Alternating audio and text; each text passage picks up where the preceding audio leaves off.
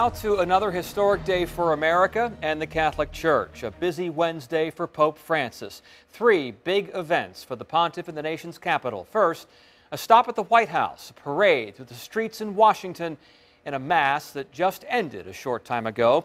Many issues were discussed during today's meeting at the White House, but the biggest fanfare coming when thousands of people, including many of your neighbors here in Hampton Roads, got a chance to see the Holy Father in a once-in-a-lifetime experience.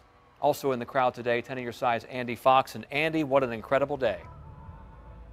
Oh, it was, Tom. There's no doubt about it. Most of the activities today up by the White House, as you said. Tomorrow will be down here on Capitol Hill, a huge pro-environment concert and rally down here. And then in the Capitol behind me, you can see it. For the first time, a pope will address a joint session of Congress. Never before has that happened before.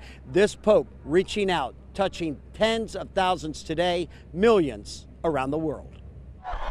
Look at this video of Pope Francis. 20,000 people, maybe more, flocked to the streets around the White House. It is clear the Pope knows how to draw a crowd. Francis Lansangan from Virginia Beach says he's embracing his name more because the Pope took the name Francis. The sanctity of life, that we're not, not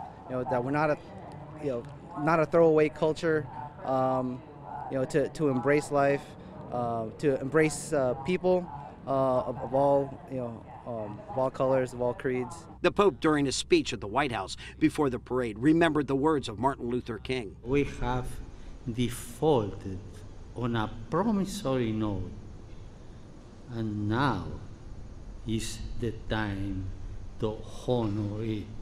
I thought it was very inspirational, and the fact that he quoted Dr. Martin Luther King, that touched me a lot. So I thought both speeches from the president as well as the Pope were very, very inspirational, and it gave hope. Ilhan Kagri is a Muslim, and she's here because the Pope believes in the same things she does. He believes in humanity. He believes in the dignity of man. He works for social justice. Social justice is an important part of Islam, and there's nothing that he says that we disagree with. You see him? Oh, yeah, right there. Michael and Diego O'Neill from Virginia Beach. Just listen to them. Oh, man.